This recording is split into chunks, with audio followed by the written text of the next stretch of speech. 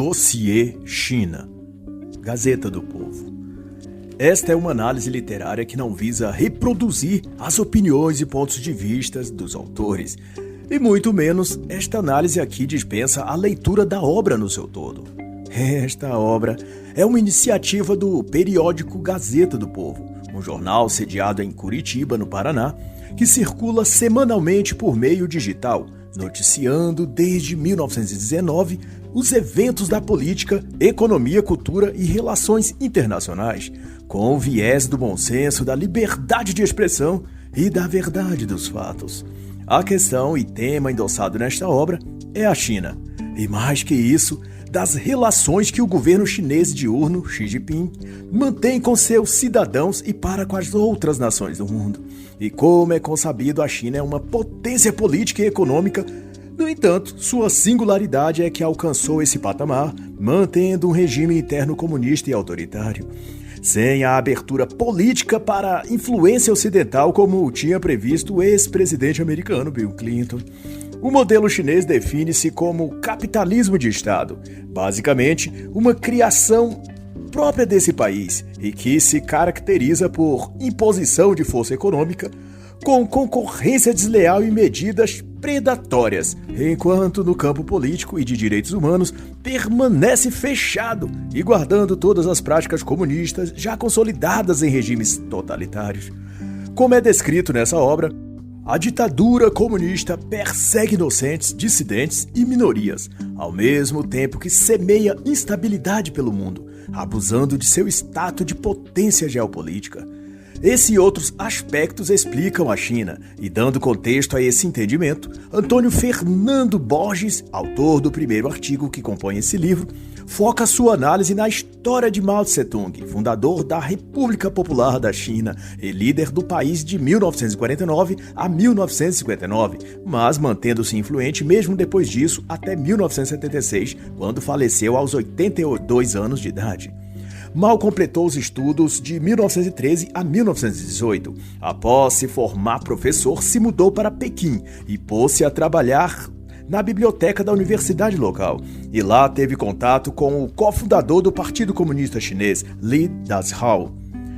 Ingresso no Partido Comunista de 1921 a 1927 e sob a tutoria de Dazhao, Mao Zedong, como também pode ser chamado, ele rivalizava com o Partido Nacionalista, à medida, pois, que o Partido Comunista Chinês, o PCCH, ganhou tamanho e força, ele arregimentou uma força militar que chamou de Exército Vermelho e foi comandado pelo próprio Mao Tse-tung. Desde então, as ações políticas do Partido Chinês Comunista foi acompanhada por ações de violência do Exército Vermelho. Isso levou a conflitos sanguinários, como o da Grande Marcha entre 1924 e 1934. Ao fim de 1935, Mao Zedong seria alçado ao posto de líder do Partido Comunista. De 1949, então, após fundar a República Popular da China, Zedong implementou já à frente do país políticas desastrosas e desumanas, confiscou terras, prendeu e assassinou opositores e causou grande fome e morticídio em toda a China, havendo até casos de canibalismo, como os registrados na província de Fengjiang. Como demonstração do que pode surgir quando se une numa mesma pessoa incompetência e maldade, em 1958, Mao Zedong implementou o Plano Econômico do Grande Salto e determinou que os camponeses deixassem suas atividades agrícolas e passassem a fabricar aço em fornalhas de fundo de quintal e que usassem as próprias ferramentas para isso, suas pás, enxadas, rastelos, arados, e como lenha usasse seus móveis de madeira. Quando o período da safra chegou, não havia quem pudesse colher e nem ferramentas. Todos estavam confinados em casa, fabricando aço e as lavouras abandonadas. Estima-se nesse período a morte de pelo menos 10 milhões de pessoas. No caput cultural, Mao elaborou uma ação focada nos jovens estudantes, lançando o Livro Vermelho, que dispôs a lavar a mente da juventude e mobilizá-los a deletar quaisquer professor, amigo ou familiar que fizesse críticas ao regime comunista de Mao Zedong. Fontes históricas contabilizam ao menos 2 milhões de chineses capturados e mortos só nesse tipo de ação. E as proezas do grande líder foram nefastas, imorais e assassinas além do limite. Ele promovia bailes de orgia sexual, disseminava doenças entre suas amantes, nunca escovava os dentes e raramente tomava banho. Mas seu esporte preferido era causar mal às pessoas, matá-las de fome ou assassinando-as em nome do inexorável Partido Comunista Chinês. O seu médico particular, Li Zihao-sui, publicou um livro em 1994 sobre Mao, em que definiu o líder chinês como pai omisso, marido infiel e amigo traiçoeiro. Durante o período do governo de Mao Tse-tung, cerca de 45 milhões de pessoas morreram, ou de fome, ou executadas. De acordo ao que relata Murilo Basso em seu artigo, utilizando como base o descrito por Fran de Couture, historiador e escritor holandês especializado em China. É contado que o grau de violência no regime de Mao Zedong era impressionante. As pessoas eram desumanizadas e qualquer ato era punido com morte ou espancamentos, pois foram pais obrigados a enterrar seus filhos vivos sob pena de serem afogados em excrementos e urina. Crianças eram amarradas e jogadas em lagoa. Outros tinham as orelhas e nariz cortados. Mao proibiu que as residências tivessem cozinhas individuais. E as refeições eram feitas e distribuídas em cantinas comunitárias. No dizer de Zedong, cozinhas residenciais eram um símbolo de egoísmo. E o que se pretendia o governo maoísta era implantar uma tal consciência socialista em toda a China. Ao estabelecer comunas agrícolas a partir de 1958, Mao decretou que os agricultores entregassem toda a colheita e tudo fosse coletivizado. O resultado foi a escassez de alimentos, que resultou em doenças e morte. Na província de Henan, mais de 1 milhão de pessoas foi morta de fome em 3 anos. Em outra comuna próxima, 12 mil morreram também de fome, isso no período de 9 meses. Enfim, a promessa de Mao Tse-tung para a China, dirá o autor, era a construção de um paraíso comunista através da revolução, coletivização de terras agrícolas e a criação de comunas. Mas tudo o que produziu foi fome e morte generalizada. A receita típica do comunismo onde quer que seja implantado. Isso, e mais ainda, também é disposto por Rafael Azevedo no artigo seguinte. Ele conta que além da medida econômica desastrosa de 1958, o Grande Salto, o regime maoísta também adotou nesse período o plano ou campanha das 4 pragas, que visava eliminar as 4 maiores fontes de pestilência que, dadas as condições à época, assolavam o país: os mosquitos, que transmitiam a malária, os ratos, que transmitiam a peste bubônica, as moscas e os pardais, que comiam as sementes, frutas e grãos, tirando dos camponeses o fruto do seu trabalho. Ninhos e ovos eram destruídos, filhotes trucidados e os pássaros adultos exterminados com estilingue. Vai dizer o autor, quem matasse mais pardais era premiado pelo governo, e só em Pequim 800 mil pássaros foram mortos em 3 dias. Por via das consequências, já em 1959, as plantações chinesas foram devastadas por insetos que cresciam exponencialmente. Isso porque os pardais assassinados também se alimentavam desses insetos. Sem o predador natural, eles puderam se reproduzir indiscriminadamente. Não bastasse, enxames de gafanhotos passaram também a invadir as plantações, ocasionando a perda do pouco que tinham. A fome nesse período foi tão grave e generalizada que ficou marcada na história como a Grande Fome Chinesa, que, não obstante, é só mais um capítulo da série de tragédias que o socialismo pode causar. No período de 3 anos que durou a Grande Fome, estima-se 36 milhões de mortes. Quanto à Revolução Cultural, o tópico é abordado por Tiago Cordeiro. Ele discreteia que, assim como em 2020, jovens determinaram saírem em grupo pelas ruas derrubando estátuas. Na China, em 1966, essa tática também foi moda e tem em seu escopo a pretensão de apagar o passado e fazer esquecer a história. Na ocasião, jovens chineses armados conclamavam a Revolução Cultural e, em nome do grande líder, saqueavam bibliotecas e queimavam livros em praça pública, bem ao gosto do clássico Fahrenheit 451 de Ray Bradbury. Esse é um típico ato de tentar destruir a memória do passado. e poder então reescrever a história e contá-la como o partido queria. Se não era possível apagar os fatos, apague a lembrança dos fatos. Esse adágio se aplicava perfeitamente a Mao Zedong. Tanto quanto no século XXI, aplica-se aos movimentos juvenis do Black Lives Matter ou Antifas. São todos militantes que, em nome de uma causa sempre alinhada à esquerda ou outro totalitarismo similar, visa destruir a lembrança do passado para que ninguém se recorde de atrocidades que essas mesmas ideologias já fizeram anteriormente. E daí a revolução possa reescrever a história, projetando seus líderes como grandes heróis e salvadores da nação.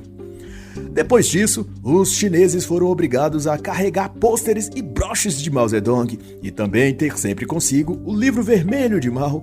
Concomitantes, escolas e faculdades foram fechadas e edifícios arquitetônicos depredados. Intelectuais, escritores e jornalistas eram presos, espancados ou mortos. Jovens eram incentivados a delatar até seus familiares que criticassem o regime. A música que cantavam dopados até a alma com o veneno comunista era: papai e mamãe são queridos, mas o líder Mao é mais querido. Como confessou o hoje advogado Zhang Hongbin, que à época, quando tinha 16 anos, entregou a própria mãe denunciando-a por ter ela criticado a Revolução Cultural e tendo sido ela espancada até a morte pelo cometido. A Revolução Cultural, promovida pelo líder chinês, apregoava zerar a cultura, os hábitos e as tradições do país.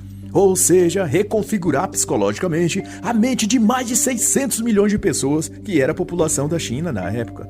Ocorre que a Revolução Cultural seria responsável, ao final, por ao menos 20 milhões de pessoas mortas. Tanto que em 1981 o próprio Partido Comunista admitiu oficialmente que a Revolução Cultural de Mao Zedong houvera sido um erro, e a viúva de Mao foi então sentenciada à prisão perpétua. Em 1991, ela cometeu suicídio. Mas, apesar disso, uma estátua de 32 metros de altura foi erigida em Changsha, em homenagem ao ditador. Ellen Mendes então se propõe a falar sobre a perseguição aos iugures, a população minoritária de convertidos islâmicos que vivem na China. Cerca de 1 milhão deles já teriam sido detidos em campos de concentração chineses. Como também já é prática nos regimes comunistas, o governo chinês usa o expediente de acusar de prática de terrorismo ou de terem violado alguma lei ou ameaçar a institucionalidade do partido, etc., para fomentar a captura e prisão e também extermínio dessa etnia, que vive predominantemente a oeste da China, na província de Xinjiang. A tática de espionagem do PCCH para localizar e prender os iugures baseia-se na inteligência tecnofascista de seu regime. Usam malwares, hackers e acesso remoto aos celulares desses cidadãos e conseguem obter a gravação das chamadas, fotos e conversas deles, assim como sua localização. Daí basta que haja um sequer aplicativo não autorizado pelo governo instalado em seus celulares para configurar crime contra a República Chinesa e ele então ser encaminhado à prisão. Outro artifício é o uso das câmeras de reconhecimento facial, capazes de traçar um perfil racial para identificar os uigures e manter um registro de seus movimentos. Os uigures ainda são submetidos a um sistema de crédito social ainda mais rigoroso e punitivo do que para o restante da população. E nesses chamados de centros de educação vocacional, os uigures são forçados mediante tortura física e psicológica a renunciar à sua fé e crenças. As mulheres uigures em áreas rurais são ainda obrigadas a realizar exames ginecológicos e a cada 2 meses fazer teste de gravidez. Se constatada a gravidez, o aborto deve ser realizado. Guiziar Mogdin, conta a autora, morava no Cazaquistão, mas era chinesa. Em 2017, em visita à China, foi capturada depois de se descobrir que ela tinha o aplicativo WhatsApp instalado em seu celular. Após o exame, foi verificado que ela estava grávida de 2 meses e foi então forçada a abortar. Os médicos inseriram um aspirador elétrico no seu útero e sugaram o feto. Mas todo esse poder da China que apesar de todas as suas atrocidades, faz com que as nações livres do Ocidente se mantenham cegas e mudas diante de tudo isso, tem a ver com os braços que estende o poder do governo chinês para além de suas fronteiras. E é sobre isso que trata Maria Clara Vieira em seu artigo Os Braços Direitos na Repressão. Fato é que, se consolidar tal política repressiva, qual aplicada por Xi Jinping, é preciso uma rede de apoiadores. Eles são a linha de frente do Partido Comunista Chinês. Nessa teia, destacam-se jovens dinâmicos, intelectuais e devotados à causa, como Yao Ning, de apenas 36 anos, e congratulado pelo próprio Xi Jinping. Ele, formado em 2 universidades, inclusive Harvard, nos Estados Unidos, integra o quadro de apoiadores íntimos do líder chinês. E, como ele, uma seleta equipe de fanáticos e loucos condecorados com títulos pomposos como membro notável do partido ou secretário excepcional, etc, etc.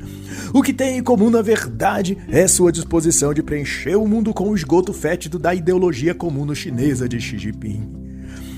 Robuk, Yassin, Yang Fazem, todos esses, o que eles fazem e são, é um bando de cães adestrados abanando o rabo quando Xi Jinping joga a bolinha para pegarem. E são esses devotos que matam e morrem pelo partido. E são justos que serão enviados para compor embaixadas ou assumir o comando de empresas estratégicas dentro de outros países, a servir, é claro, como espiões e artífices do caos, sob as ordens e esquemas do líder chinês. Tem-se, então, conforme a denúncia do documento A Arquitetura da Repressão, produzido por 3 pesquisadores e depois transformado em relatório oficial, publicado em outubro de 2021 pelo Instituto de Polícia Estratégica da Austrália, sob a sigla ASPI, ou ASP em português, e aqui discutido por Maria Clara Vieira em seu artigo. Dado isso, elenca-se que o governo chinês opera na região da etnia uigure por através de um sistema de vigilância e controle chamado Mecanismo Tríade, em que emprega a tática de operar sob o auxílio de 3 bases, os quadros do partido, oficiais militares e representantes dos próprios moradores, cooptados à custa de troca de vantagens, chantagens e coação. Esses últimos integram os comitês de vizinhança e visitam as famílias e lares para averiguar a conduta dos membros da família. Havendo algo suspeito, o infrator é conduzido por autoridade policial para uma triagem e interrogatório e de lá, se há suspeitas se confirmar, o tal é enviado para um centro de reeducação. Um dos critérios avaliados pelo comitê de bairro em suas visitas regulares é o status ideológico dos indivíduos daquela família sob visita. E isso deixa margem estratégica para que apenas uma alegação de que alguém ali violou essa condição, que é totalmente subjetiva, e pronto, a pessoa pode ser conduzida a interrogatório e posterior prisão. A lista de verificação que deve ser preenchida pelo comitê após a visita e enviada ao setor de checagem do governo consta perguntas capciosas e tendenciosas como: ao entrar na casa, os membros da família parecem perturbados e usam linguagem evasiva? Eles assistem a programas de TV em casa ou apenas DVD? Há algum item religioso na casa? Dando ainda mais margem à subjetividade dessa caça às bruxas que Xi Jinping pratica, o representante do comitê deve escrever no relatório se os pensamentos dos visitados estavam estáveis ou não. Como se avalia isso? Como se julga isso? E a questão toda é que esse modelo de controle tende a ser ampliado e aplicado não apenas em toda a China, mas de lá exportado para os países do Ocidente como o Brasil. Vede a euforia de alguns líderes políticos em trazer da China câmeras de reconhecimento facial, a tecnologia 5G e todo o pacote ideológico que Xi Jinping apresenta e distribui. O que não falta no Brasil é político puxando o saco do regime chinês, seja por paixão aos olhos expressivos de Xi Jinping, por recebimento de propina ou por puro sadismo de querer viver num regime e sistema comunista. Isso a mais, Gabriel de Arruda vai então discorrer sobre o que chamou de o embaixador tuiteiro. E se você pensou no queridinho da mídia brasileira, o embaixador da China no Brasil, Yang Wanming, parabéns, ele é um porta-voz dos ditames comunistas ditatoriais do regime chinês. Foi, por exemplo, responsável pela expansão e ideologização dos Institutos Confúcio no Chile, onde atuou por 2 anos como embaixador, que serve nada mais do que para espalhar a influência chinesa na cultura e em toda outra parte que puder, além de servir para cooptar jovens desses países onde o Instituto opera, a compor as fileiras ideológicas prontas a trabalhar para o regime chinês. Em 2014, Wang Ming assumiu a embaixada da Argentina e para lá trouxe diversas empresas e empreendimentos chineses que taticamente sempre têm em seus cargos diretores membros do Partido Comunista para obrar interesses ideológicos de Xi Jinping e para tal, agora atuando no Brasil, faz do Twitter seu canhão de guerra contra os brasileiros e contra, é claro, o governo de Jair Bolsonaro. A estratégia das embaixadas chinesas no Brasil e em todo outro lugar, nas suas 276 embaixadas no mundo, é comunicar aos próprios cidadãos do país, minando a confiança deles quanto ao seu governo, no caso de ser liberal ou conservador, como no caso do Brasil na gestão de Jair Bolsonaro. Cada tweet tem o interesse de acertar a mente da população e conduzi-la, por meio da opinião pública, a evadir do apoio ao governante que o partido chinês visa derruir. Como disse um outro embaixador em 2019, a função dos embaixadores é fazer a voz da China ser ouvida. O Twitter, para o Partido Comunista da China, é uma arma de ataque e sua utilidade padrão é a desinformação, a fim de confundir e distrair o público e de então minorar quaisquer rancores contra o país chinês. Por exemplo, o cônsul chinês em Calcutá, na Índia, tuitou a informação falsa de que o Covid-19 teve origem nos Estados Unidos e chegou à China por meio de lagostas importadas do estado do Maine. Quanto ao Brasil, foi a embaixada chinesa sob o comando de Yang Wanmin que articulou a ida de deputados do PSL à China. O embaixador também possui relacionamento com governadores como Ratinho Júnior, Helder Barbalho, Ibanez Rocha e João Dória, que, diga-se de passagem, é dito e posto um vassalo do regime de Xi Jinping. Isso, é claro, é um comentário meu e não do autor desse artigo. Em outubro de 2021, Wang Ming ironizou no Twitter a fé do povo brasileiro. Quem é Deus? Escreveu ele. O povo é Deus. É o povo que faz a história e determina a história. Wang Ming também já alfinetou via Twitter o presidente Bolsonaro, Donald Trump, chamando o ex-presidente americano, inclusive, de grande humorista desavergonhado. Também tuitou comemorando a prisão de Roberto Jefferson, a mando do STF. Chamou, em outro tweet, que depois apagou, a família Bolsonaro de o grande veneno desse país. Do que se deduz, a partir das aventuras do embaixador nessa rede social, que, a exemplo de muitos outros, ele ali está posto para provocar os poderes da República, a serviço da ditadura comunista chinesa. E assim encerra a análise da obra Dossiê China, da Gazeta do Povo.